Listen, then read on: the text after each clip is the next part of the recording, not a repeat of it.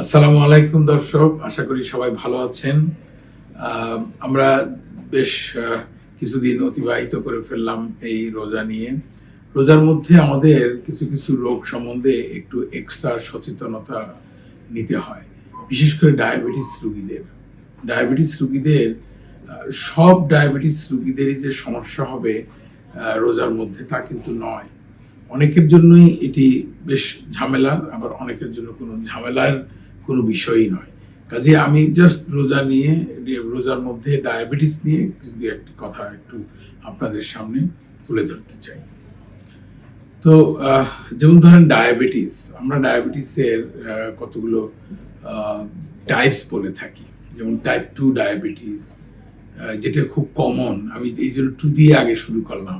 এটা শুরু করলে হয়তো টাইপ 1 দিয়ে শুরু করতে পারতাম, কিন্তু টাইপ 2 মানে হচ্ছে এটা সবচেয়ে কমন। আমাদের 90%-এর বেশি মানুষের এই টাইপ 2 ডায়াবেটিস আছে আমাদের অ্যাডাল্ট পপুলেশনের মধ্যে।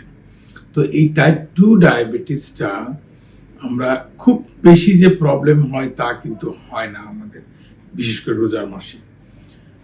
যেমন ধরেন কারোর জন্য আবার একটু সমস্যা হয়, যেটা আমি একটু উল্লেখ করতে চাই। তবে সাধারণভাবে আমাদের রোজার মধ্যে ডায়াবেটিসের যে ওষুধপত্রগুলো আমরা খেয়ে থাকি, সেই ওষুধগুলোর পরিমাণটা একটু কমিয়ে নিয়ে আসলে ভালো হয়। এটি অবশ্যই আপনার ডায়াবেটিসের যে চিকিৎসক, ওনার সঙ্গে আপনি কথা বলবেন। এবং আমরা তো দুটা মেইন খাবারের কথাই যদি বলি, সন্ধ্যা রাতের খাবারটা ইফতারির পরে, আরেকটি হলো ভোর রাতের খাবার। আর আপনার ওষুধগুলোকেও আমরা সাধারণত এই দুইটা ভাগে ভাগ করে দিলে আমরা মনে করি যে ভালো হয়। অর্থাৎ যে ওষুধগুলো আপনার ব্লাড প্রেশার খুব বেশি কমিয়ে দিতে পারে, সেই ওষুধগুলোকে একটু সকালের দিকে রাখলে ভালো হয়। যেমন সবগুলো ওষুধই ব্লাড প্রেশার কমায়, কিন্তু এর মধ্যে কিছু কিছু ওষুধ আছে খুব বেশি মাত্রায় ব্লাড সুগারটা কমিয়ে দিতে পারে।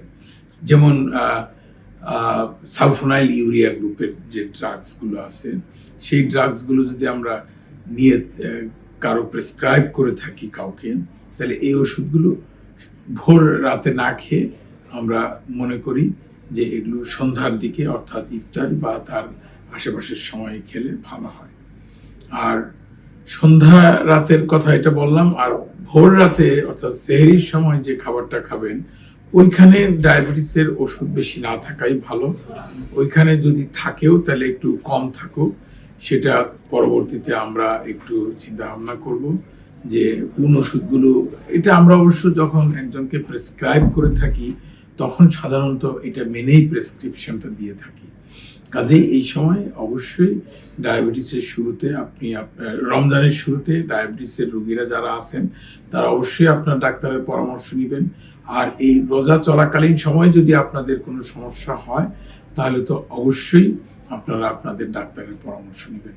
তো যাই হোক, আপনি অবশ্যই আপনার ডাক্তারের পরামর্শ নেবেন, ডাক্তারের পরামর্শ নিতে ভুল করবেন না।